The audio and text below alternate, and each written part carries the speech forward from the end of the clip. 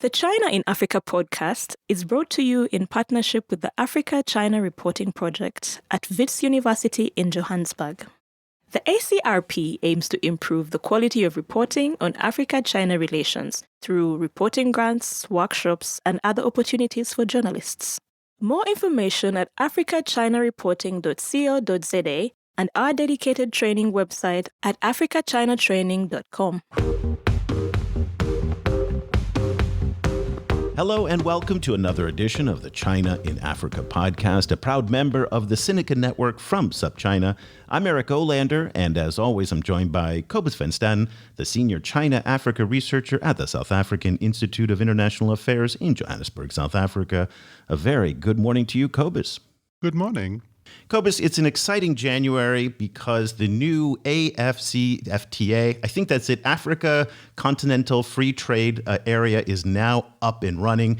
And one of the big exciting parts of this is not only the fact that it's going to be easier to trade within all the different African countries, but also because it wants to be able to bring manufacturing now into Africa from places like China and other places so that they can trade and build stuff more and add value to commodities and add value to products, which has been a long-held dream in Africa as well, not to simply export raw materials and commodities.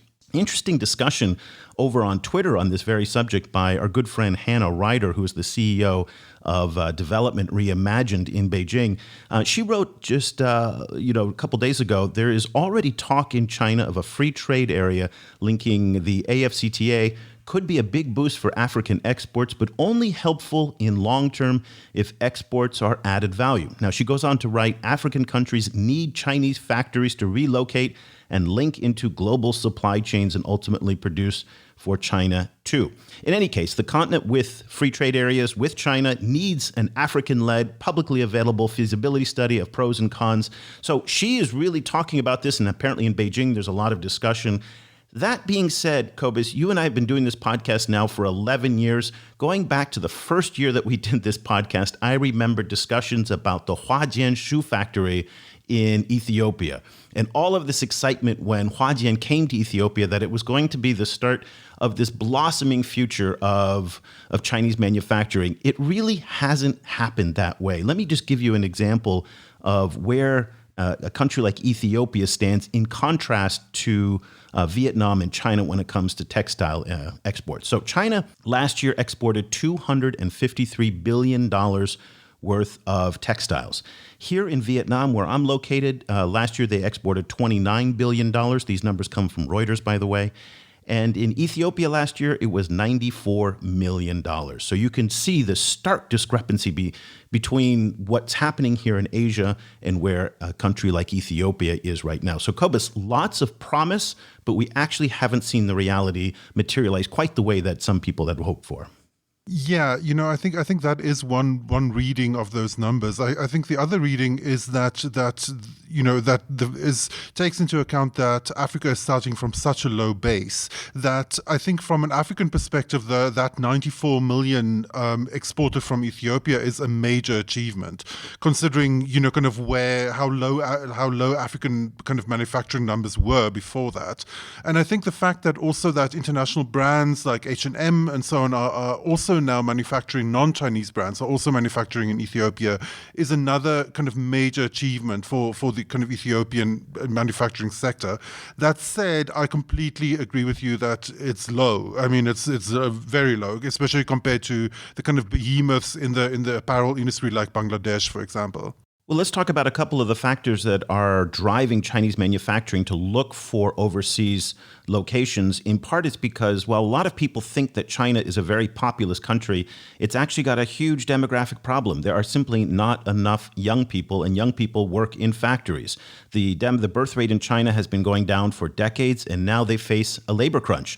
So the cost of labor is going up. China's trying to green its society, so there are a lot more environmental controls that are being put on factories. When I lived in Shanghai up until last year, I was hearing time and time again from factory owners that they are coming under pressure from the government to make sure that they are not polluting as much as they once used to. That too is forcing the cost of production up as well. Also, there's just China's transitioning now from a kind of an economy that makes stuff to an economy that does services and high tech, much like what we see in the United States and Europe. Well, China still makes a lot of stuff.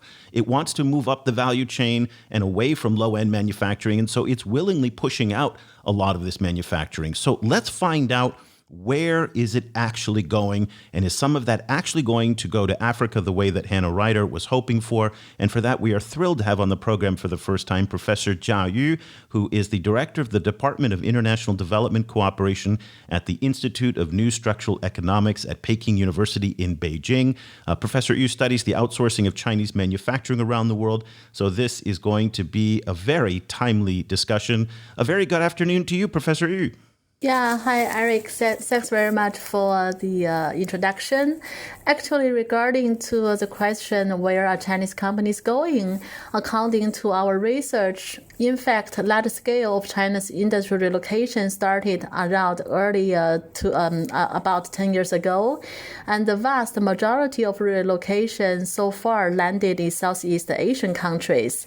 And we analyzed a large database of outward foreign direct investment database compiled by the Chinese Ministry of Commerce and find that the top 3 recipients of labor-intensive investment from China to Southeast Asia are Cambodia, Vietnam, and Myanmar. And African countries are also in the picture, but the scale is far smaller. The top recipients in Africa are Nigeria, Ethiopia, and Egypt. Very quickly, what is prompting them to come here in Southeast Asia versus other parts of the world? Obviously, the proximity to China makes sense. It's very close. But is it only because of geography, or are there other reasons that Southeast Asia is such a draw for Chinese manufacturers? Yeah, there are several reasons. For example, the first or the most important reason, of course, is wage rates in Southeast Asian countries are still quite competitive vis-a-vis the wages rates in China. And the second reason is favorable tariff rates enjoyed by Southeast Asian countries is a key factor that will keep motivating, especially for the export-oriented firms shifting productions outside China. And for example, Vietnam, it has officially signed the CPTPP in January 2019, and has the outlook of trade frictions between China and the U.S. would further catalyze China's manufacturing relocation abroad. So I think that is the main reason. Of course, the Southeast Asia compared with the African countries is very close to China, and we have similar culture. So it is big comparative advantage to attract the Chinese relocation. You know, obviously this is a very broad question, but these companies that are relocating to Southeast Asia, are they mainly manufacturing for the Chinese market and kind of, you know, sending those products back to China, or are they concentrating on Southeast Asia or elsewhere? I think actually it is not focused on Chinese market. It's just take the advantage saying like the lower labor cost there and to produce in the Southeast Asian countries. But the target market is global market because, as I mentioned earlier, some of Southeast Asian countries have preferential trade agreement with like U.S. market or European market. So they just produce there, but export to a global market. Now, you've mentioned the labor cost twice, and I think that's very interesting because here in Vietnam, obviously, labor costs are competitive with China. Bangladesh and India also have very low labor costs. But how much of it comes down to labor costs and how much also comes to, say, infrastructure? So you may be in a place that has very low cost labor, but also doesn't have consistent power. The roads are not strong. The ports are not strong. The supply chain networks. Paint a picture for us of all the different factors that, say, a Chinese manufacturer may take into account when considering where to offshore their factory. Yeah, I do agree with your point. Actually, it is also one of I want to mention a number first. For example, 40 years ago, the GDP per capita in China was only 156 US dollar, and at that time, the GDP per capita for sub-Saharan African countries is around 419 US dollar. So 40 years ago, the GDP per capita in China was less than one-third of that in sub-Saharan African countries. However, after 40 years, Chinese the revenue already surpassed the more than 10,000 US dollars. So every developing country, they really want to know the secret behind China's economic miracle. And one of our successful factor actually is industrial park or special economic zone. Maybe this point can reply your question regarding the infrastructure. Because, yeah, that's true for many developing countries. They do not have enough power supply. They do not have very good condition road and other facilities. But they cannot wait until everything is ready then to attract FDI. So the value the potential way or effective solution is the creation of industrial park. That means we do not need a very big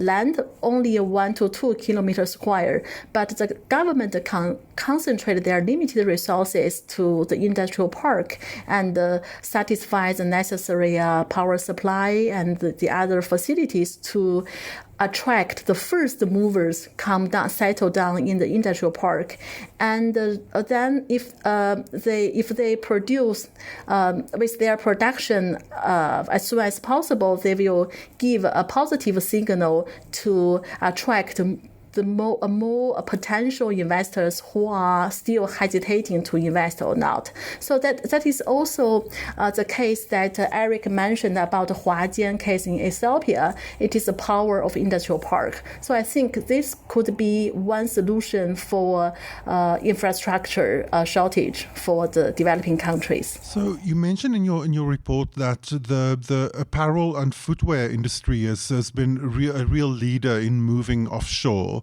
Why that industry specifically and not other industries? Yeah, I think it depends because of the structure of the production cost structure. According to our study in our report, the labor, for example, the clothing and footwear, more specifically about 25% to 35% of clothing manufacturing and about 15% of footwear have shifted from China to other countries. So because the share of labor cost in their total production cost is quite high, so this kind of firms are keen to relocating from China to other countries, especially compared with the household appliance sector. That is not very sensible to relocate from China to other countries due to several reasons. I think, more in details. For example, first, the reliance on labor is much lower, and the costs of labor as a share of total production costs are very small. According to on-site interviews with business owners, the labor costs account for merely 7% to 8% of total production costs for household appliance sector. Thus, the impact of rising labor costs on the household appliance industry is quite limited. And the second reason is the complexity and the length of supply chain of the household appliance industry have made offshore relocation all the more difficult. It is typically the case that 50% or more of the components of household appliance production are sourced externally and by hundreds of suppliers.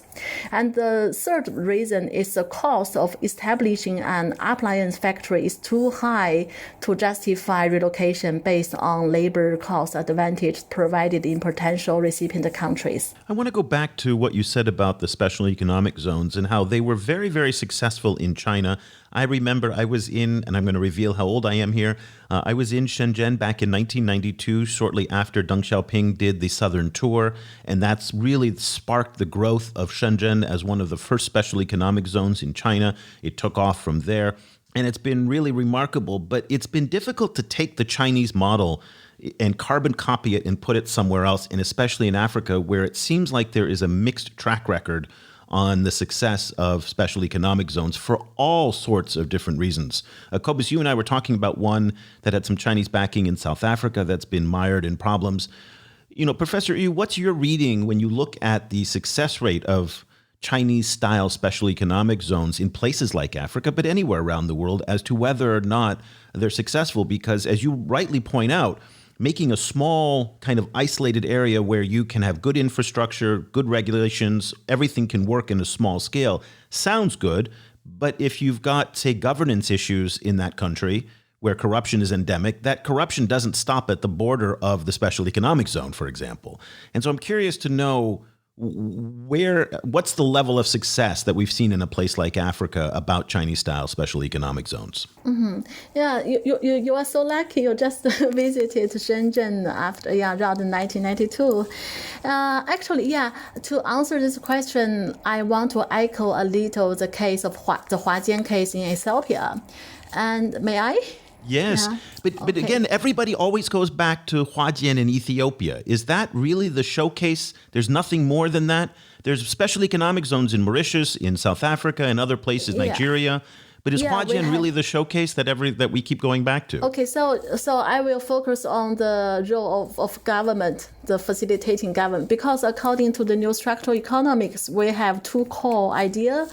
First is the effective market. That means we need to develop based on the comparative advantage of each country, and more importantly, the government will play a facilitating role by issuing a series of policies. So the successful case of Huajian in Ethiopia, actually, we do not talk about the comparative advantage in labor cost, in also the preferential trade agreement when they export from Ethiopia to U.S. market.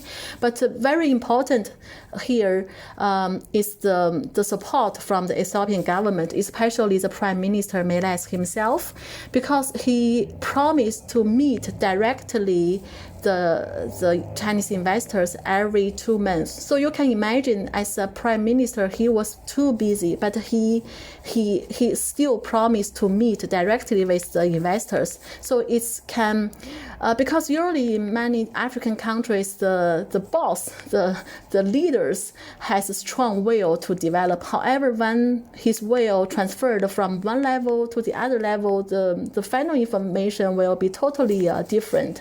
So direct communication channel is very important to enhance the investors' confidence.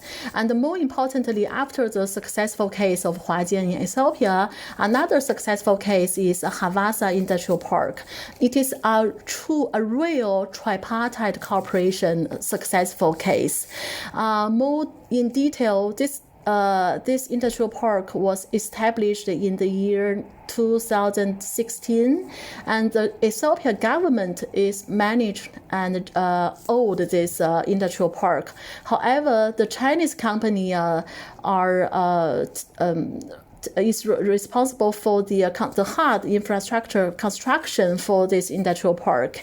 And more importantly, we talk about tripartite cooperation. We have Chinese investors, we have the host African countries, and also it is very important to have international buyers. So in this Havasa industrial park, the international buyer is the PVH group in the United States. So PVH just called all the suppliers to settle down in the Havasa Industrial Park. So when we have visited this park, we can see the garment suppliers, the textile suppliers from Bangladesh, from India, and from China's Taiwan, etc.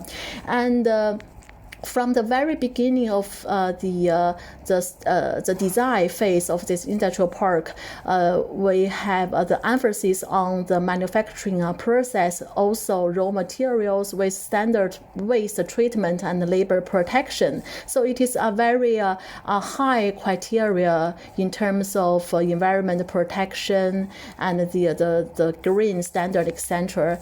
And just the last year, because our team will be back to this industrial park almost every year, and last year it already created more than 25,000 jobs, and mostly for women aged between 18 to 35. So you see, it is also a positive impact of Huajian case in Ethiopia, and then the Ethiopia government learned a lot from the industrial park, and so they can generate itself a very good model with the American, international, American buyers, Chinese and other developing countries suppliers, and of course produce locally and export to a US market and European market. Support for this podcast comes from the Africa-China Reporting Project at the Wits University Journalism Department in Johannesburg. The ACRP provides reporting grants, workshops, and other professional development opportunities for journalists.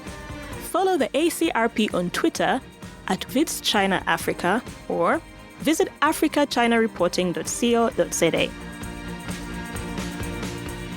One of the issues you mentioned in the report and just now is environmental regulation. And so, in many cases, I've seen the narrative that, as China becomes more kind of worried about environmental regulation and, kind of more stringent in terms of its own regulations, more of these companies will then move to less stringent countries with weaker regulation. But you also just now mentioned, that some of these industrial parks actually have very high levels of environmental regulation.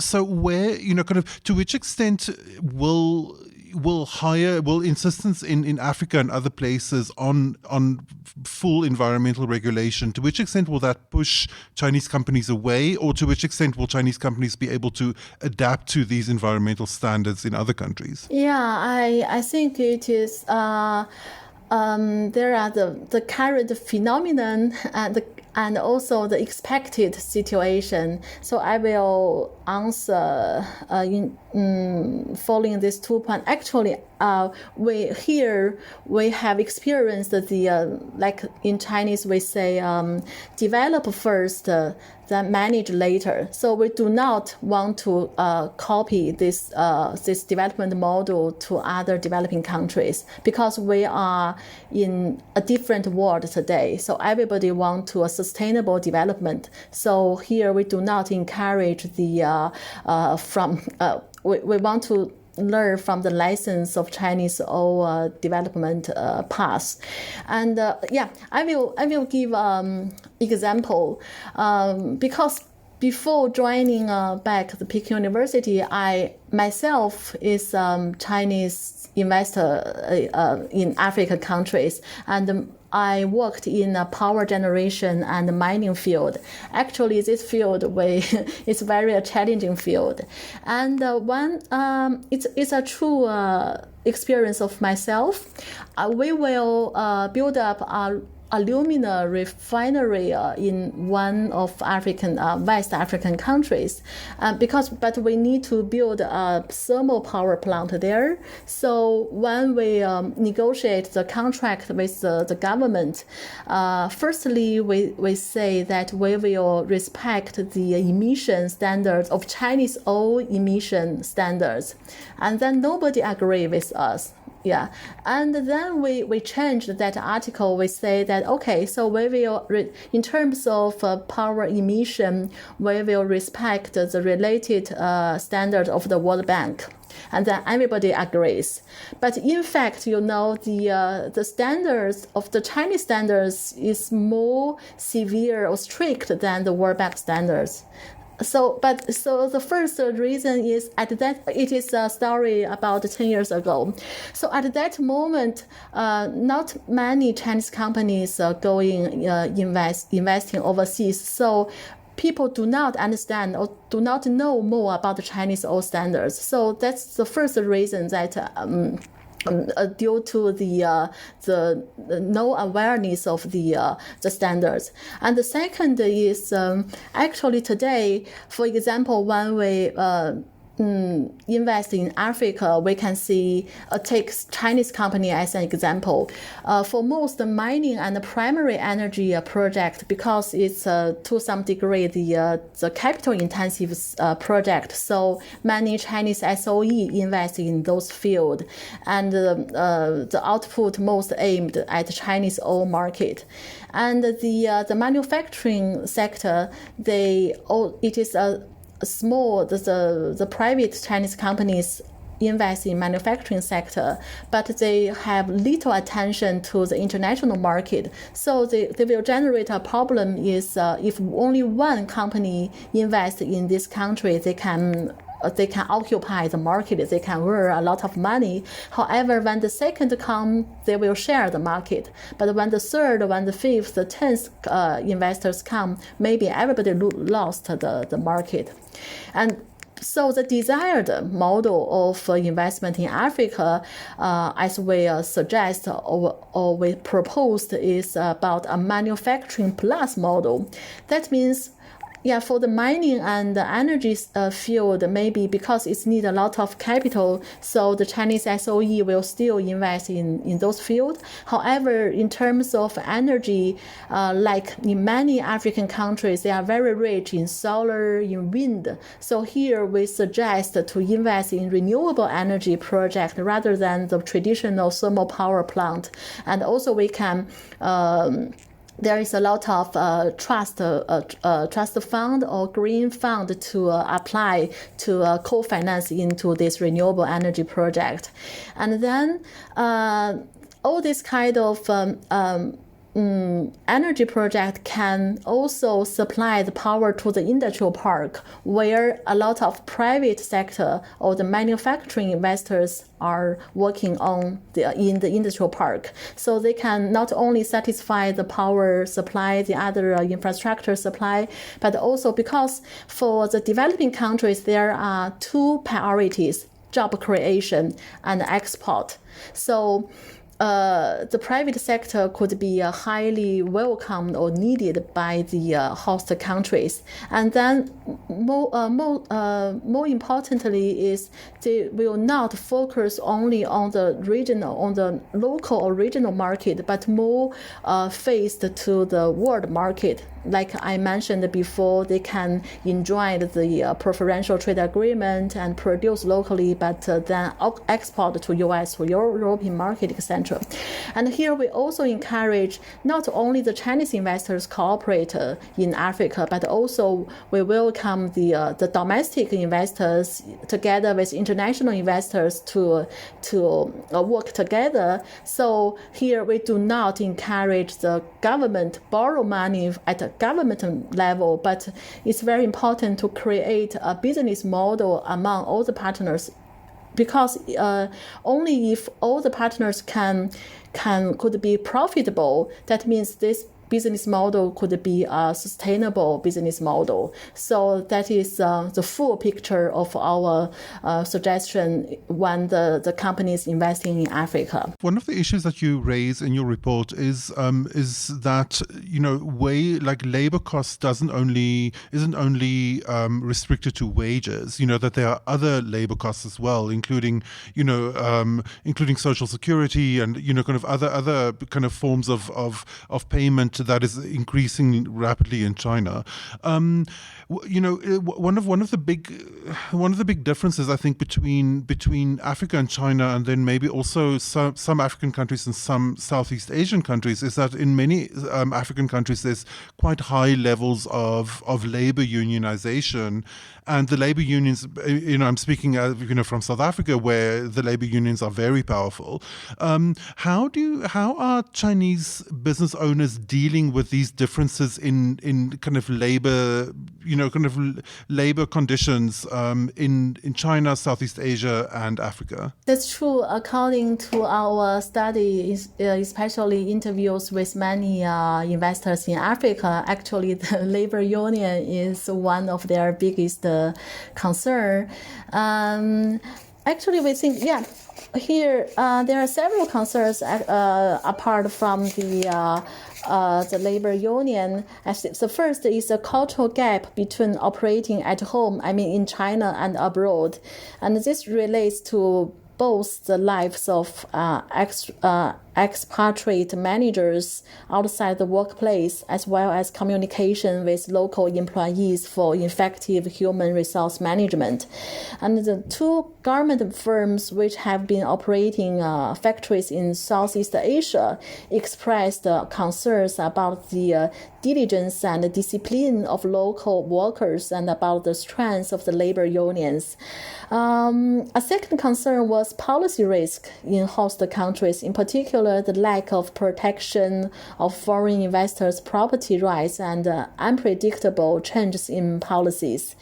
And also managers expressed concerns certainly about the sparseness of firms within supply chains in potential host countries, as well as auxiliary infrastructure and service suppliers.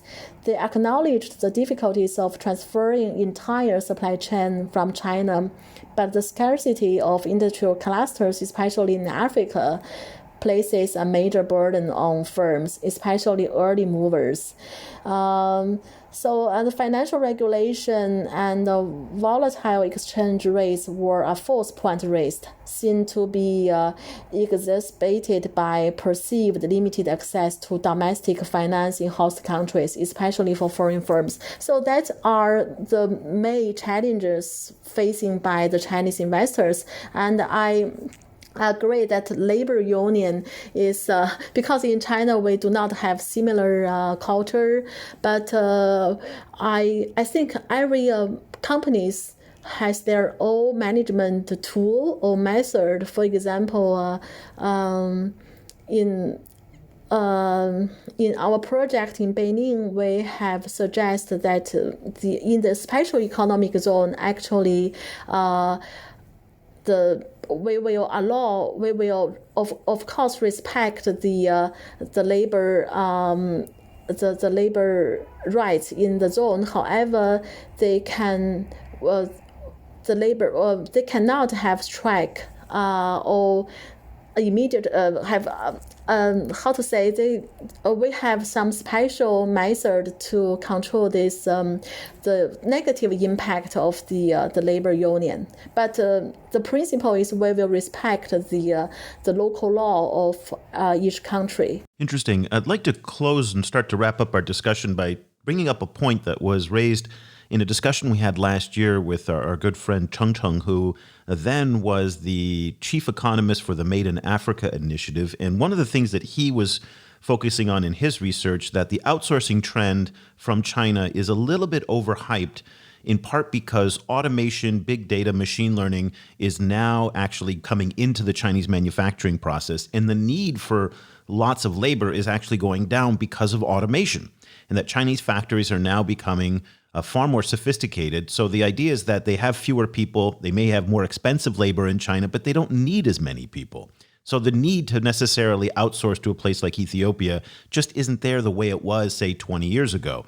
And this in many ways challenges the narrative that has been in the development community that the pathway to becoming a middle-income country, like what we're experiencing here in Vietnam, is you go from agrarian to light industry to textiles, and you move your way up the value chain.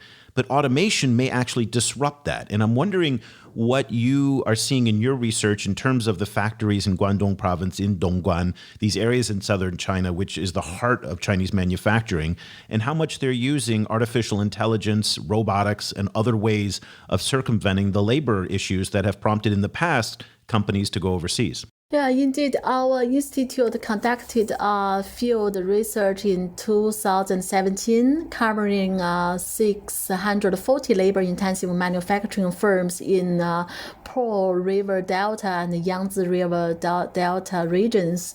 And we asked managers to identify the most pricing challenges the firm face and how they have responded to these challenges.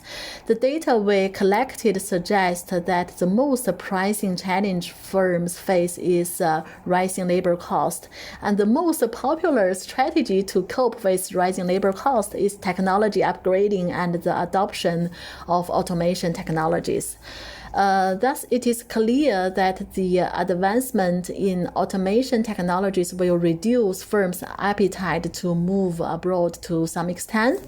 However, I think it still depends on the production cost structure. For example, the household appliance sector, as I explained earlier, that they will. It is very easy or very it's appropriate for the household appliance sector to use automation to replace to some degree the labor.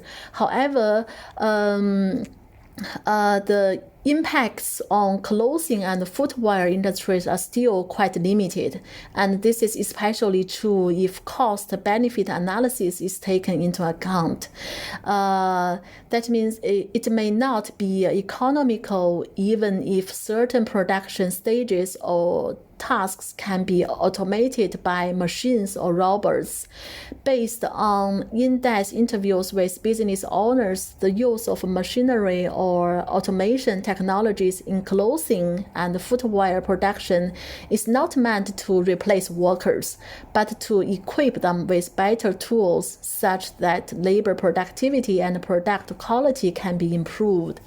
And even if the installment of machinery could reduce a certain number of workers, this is more of like side effect rather than a preset goal.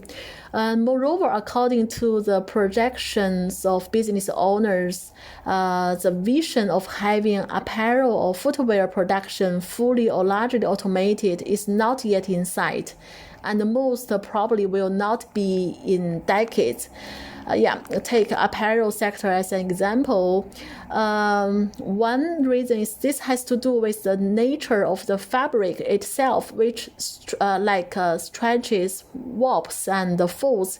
It needs to be accurately aligned before they are sold, and something workers can easily and aptly accommodate, but sewing robots cannot. And the second reason is the increasing demand for greater varieties in design and style in clothing and footwear will require more nimble human hands in production, dimming the prospects of large-scale production automation in these industries. So I think even cost factor is not the only reason for Chinese companies to invest abroad. As mentioned earlier, access to a broader international market development impact will be also important. So Chinese companies, especially garment and footwear sector, will continue to invest abroad, not by the automation technology. If you could advise African countries or African governments on the kind of reforms they should implement to draw more attention from Chinese companies that are interested in offshoring and to pull more of them to Africa, what kinds of basic reforms would you suggest to them? I think the first is the governance, because it's very important to, like I said, facilitating government is very key to guaranteeing the Chinese investment successful in the host country. And second is the policy guaranteeing they have a stable incentive policy, not change with every government. And Another issue very important is cluster. Yeah, it's in terms of cost calculation, because many, especially for the first movers, when they, for example, when the first time when Huajian invested in Ethiopia, even all the auxiliary equipment they need to import from Chinese market or Indian market, even for the leather. Ethiopia is very rich in leather. However, the leather treatment ability in Ethiopia at earlier ages is very poor, so they still need to import from other countries.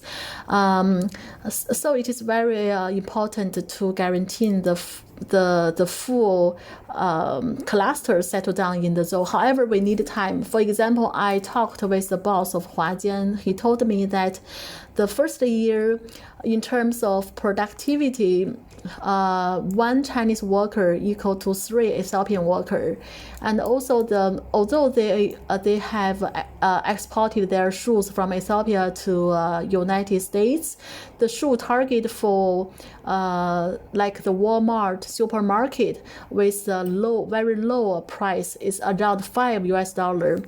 But today, after 6-7 years later, today, the productivity is like one Chinese worker equal to 1.2 Ethiopia worker, and the shoes could be produced locally. They can use the local leather to make the made in Ethiopia shoes and export to the United States. Around the price is around $100, and like the brand like Guess is a middle luxury brand already.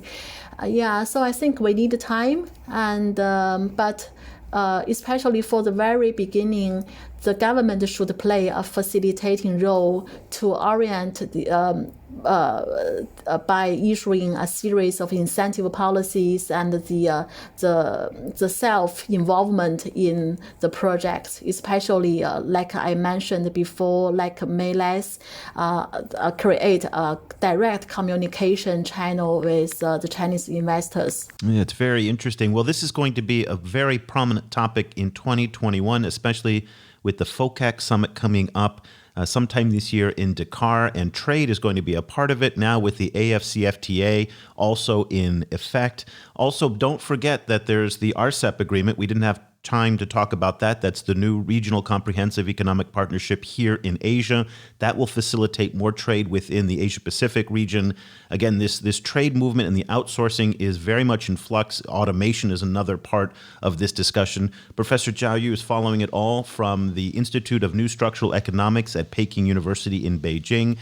She's the director of the Department of International Development Cooperation, and we're very happy to have had the chance to share some of your insights on this fascinating topic on the show. Thank you so much for taking the time to join us today. Thank you. It's my pleasure. Cobus, I don't have a good read right now as to how competitive Africa actually is in this space to attract more of the outsourcing of Chinese manufacturing. Clearly, it's happening, as Professor Yu noted. But I think, again, most of it seems to be coming to here in Southeast Asia, and to some extent in points into South Asia as well. Even though India and China have problems, there is a lot of collaboration, for example, among, tech manufacturers like Xiaomi, for example, manufacturers, and Transsion as well, manufacturers in India. I just don't see the flows going to Africa in anywhere near the same volumes. And this is something you and I have been following for more than a decade now. And, 5, 6, 7 years ago, I was at Wits University, and we met Ross Anthony, who back then was the head of the Center for Chinese Studies at Stellenbosch University. And this was 6 years ago. And he said, everybody focuses on the Huajian shoe factory. That is the only one, and that's the best case study. And so here we are again with Professor Yu talking about Huajian, which is very exciting, and I think her insights are absolutely fascinating. It's nice to get that firsthand perspective of what she was talking about, but I don't have a good read yet as to whether or not these special economic zones elsewhere on the continent are actually as effective. And it just makes me suspicious that nobody wants to talk about what's going on in Nigeria, in Mauritius, in all the other places where there are SEZs. Again, I don't come to this with any bias of any kind. I just don't know what's going on because nobody really seems to be using them as case studies to talk about. So it makes me a little bit suspicious that they're not performing anywhere near as well as what we're seeing in Ethiopia. I mean, I mean, if that was so, if that is so, then that would be an interesting finding, right? And then there would probably be, kind of things that one could learn from the Ethiopian experience. My feeling is that it might have a lot to do with research logistics. That it might well be that the authorities in Ethiopia are just more kind of welcoming to researchers than in some of the other ones. One should never underestimate like the kind of impact of these kind of logistical issues on what kind of research gets done, because kind of if researchers aren't allowed in, then they're not allowed in. They can't do their work. My feeling in more general terms, in the report, Professor Yu points out that they expect the kind of strong flow to Southeast Asia to continue, until about mid-decade, and that the real increases that they project for Africa is only going to be in the second half of this decade, which I think kind of makes sense. Like at the beginning we talked about how kind of the Ethiopia compared to Bangladesh and Vietnam, Ethiopia is still extremely low. But at the same time, compared to the rest of Africa, Ethiopia is a superstar. My feeling is it might increase exponentially as more and more African governments kind of jump onto this kind of bandwagon. The issue is all of the structural challenges in Africa, including infrastructure and particularly electricity. And you forgot regulatory governance is going to be a key question here, because she brought that up as well.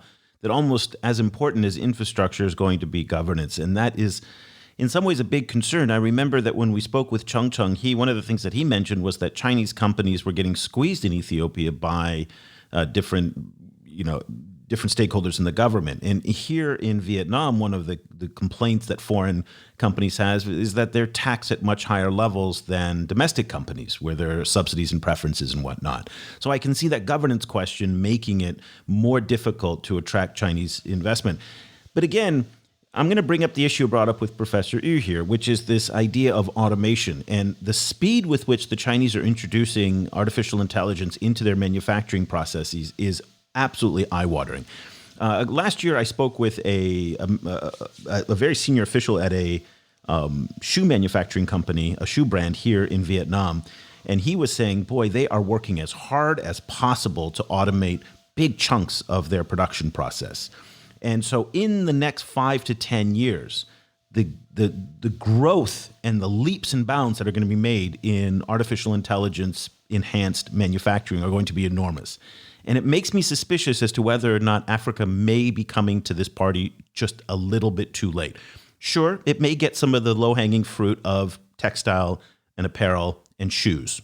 Those still, as Professor Yu noted, still require fingers to put things together. But Nike, Adidas, ASIC, they're all working very hard to reduce the human aspect of this, to lower their costs and increase their output. So it's again, we don't know. It's a crystal ball, but it is a race against time. It's a it's a big race against time. And this brings up this question of infrastructure building for today, so that tomorrow they are ready to take on those factories and have the power, the roads, the ports, the supply chains, and everything like that. But I'm nervous about the future in manufacturing. Nervous in Africa. Yeah, I think I think one of the challenges here is to kind of disentangle whatever kind of African policymakers is what they're planning compared to our received ideas of how development works. There one needs a lot more input from African policymakers about exactly how they plan to overcome some of these challenges. Because keep in mind that that some African countries like South Africa, for example, already has relatively high levels of automation.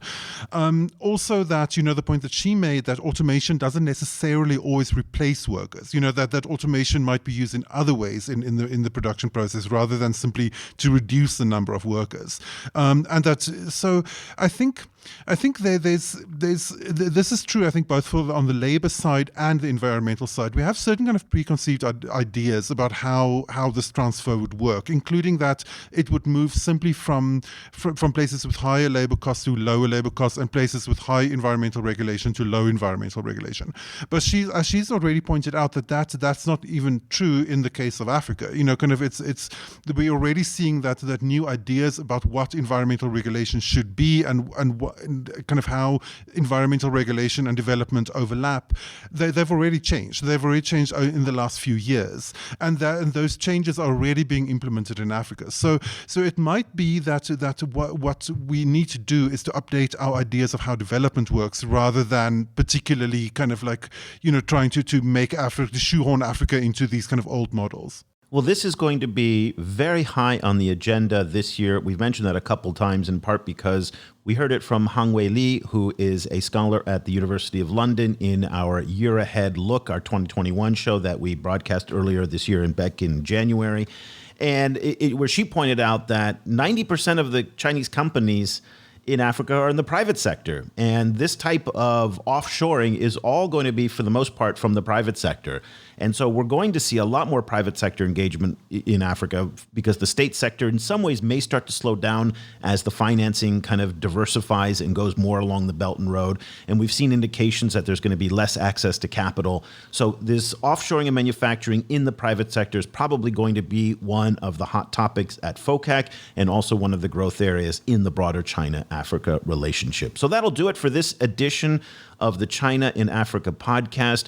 Listen, if you want to reach out to Cobus and I, it's super easy. You can reach me at Eric, ERIC, at ChinaAfricaProject.com. You can find Cobus at COBUS at ChinaAfricaProject.com. Also, if you want to join our growing community of readers of our daily email newsletter, it's super easy to subscribe. Just go to ChinaAfricaProject.com/subscribe.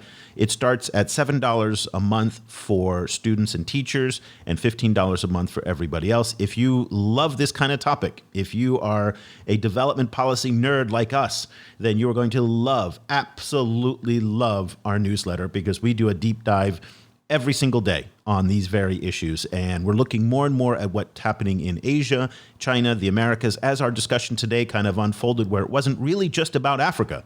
It's about how Africa interfaces with Asia and competes against other parts of the world as well. So that's what we're focusing on in the newsletter. So for Cobus Van Staden, I'm Eric Olander.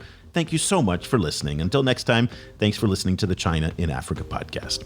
The discussion continues online. Head over to facebook.com/China Africa Project to share your thoughts on today's show. Or follow the guys on Twitter. Eric's at Eolanda, and you can find Cobus at Stadenesque. For more information about the China Africa Project and to sign up for our free weekly email news brief, go to ChinaAfricaProject.com.